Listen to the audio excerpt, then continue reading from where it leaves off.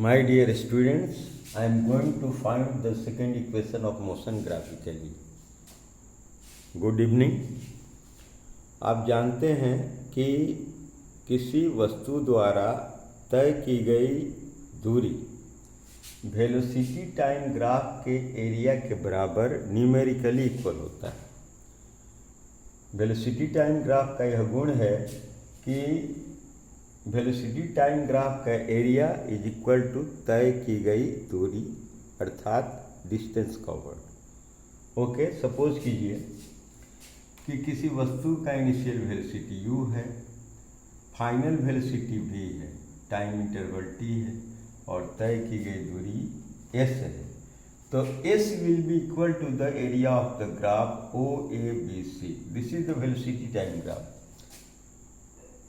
और ग्राफ के प्रॉपर्टी के अनुसार distance s will be numerically equal to the area under the graph OABC। ठीक है, ग्राफ का प्रॉपर्टी है। किस ग्राफ का? वेलोसिटी टाइम ग्राफ का। क्या कि t समय के दौरान तय की गई दूरी s यदि ग्राफ खींची गई है वेलोसिटी टाइम ग्राफ, तो वेलोसिटी टाइम ग्राफ का एरिया तय की गई दूरी के बराबर होता है। हम लोग सपोज करेंगे यहाँ पर वस्तु का इनिशियल वेलोसिटी u OA द्वारा रिप्रेजेंट है, फाइनल वेलोसिटी v BC द्वारा रिप्रेजेंट है। So we write here consider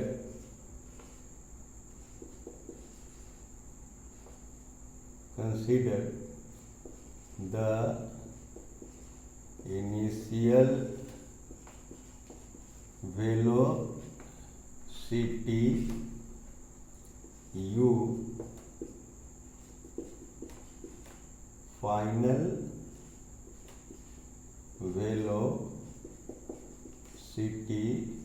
v and time interval t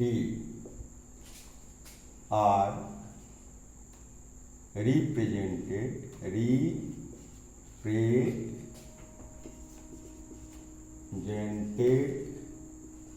in the graph by OA, BC and OC respectively. T वे ओके, यहाँ लिख दिया हमने कि consider the initial velocity u, final velocity v and time interval t are represented in the graph by OA, BC and OC respectively. Okay, therefore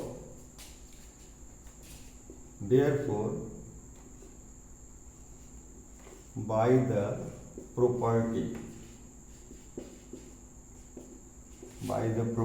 of VT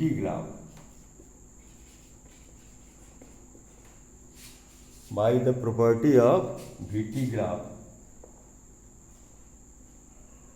distance covered S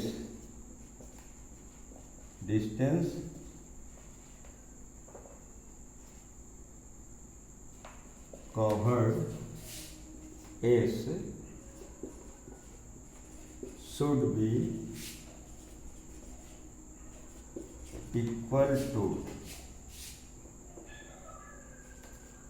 be equal to area of graph OABC, area of graph OABC.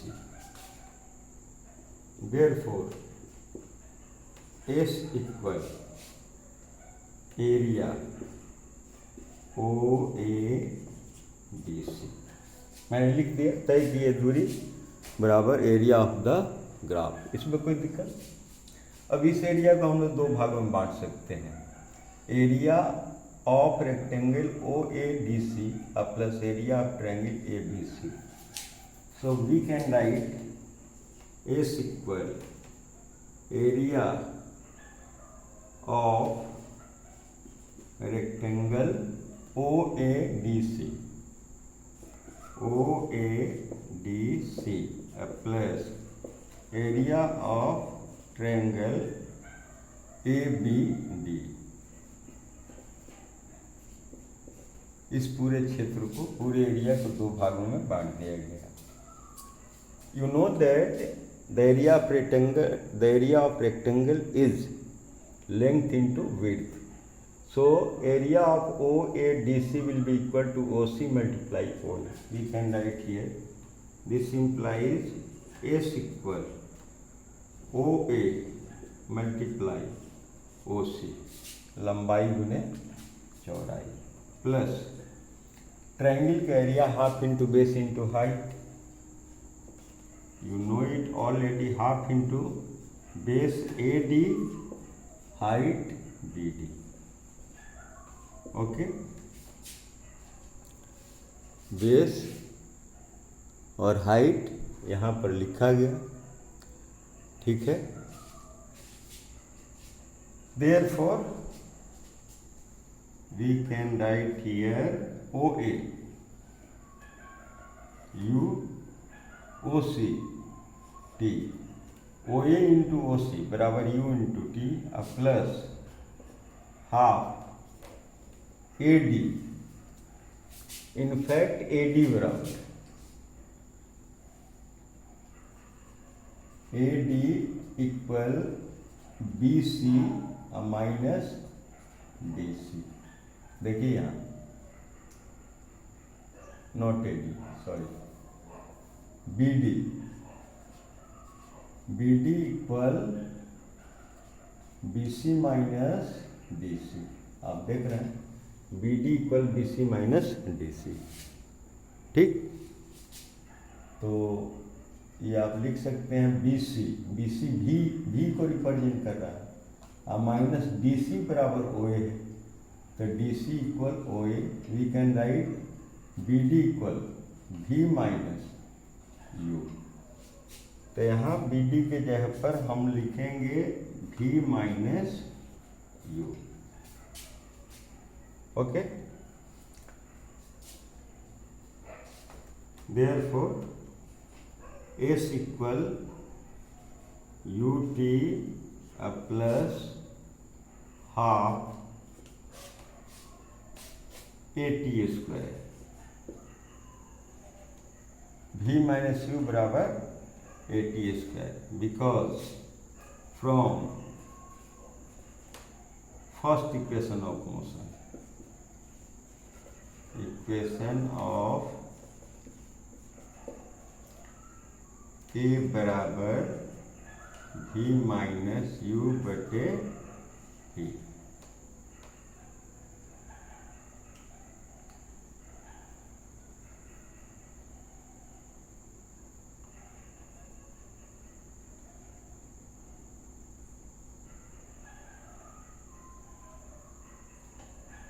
This implies V minus U equal AT।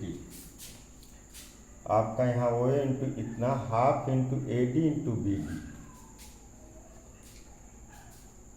OA into OC plus half AD का value हम लोग यहाँ नहीं लिखे हैं, AD का value छोड़ चुके हैं। AD इक्वल क्या है T, AD इक्वल T, और BD का वैल्यू निकाले हैं, BD equal V minus U। तो यहाँ हो गया T V माइनस U, ठीक। AD T और BD V माइनस U। तो इस देयरफॉर S बराबर UT प्लस हाफ, यहाँ V माइनस U के जगह पर चूँकि V माइनस U बराबर AT है, यहाँ आप देख रहे हैं from the first equation of motion या by the definition of acceleration, दोनों में से कोई ले सकते हैं, ठीक है। A equal V minus U बटा T या V माइनस U बराबर AT हो गया, तो यहाँ ये रखा गया, इसलिए हम लोग का S बराबर UT plus half AT square हो। S बराबर ut plus half A T square. Okay, S बराबर U T plus half A T square. This is the second equation of motion. Graphically s equal ut plus half at square. Understand?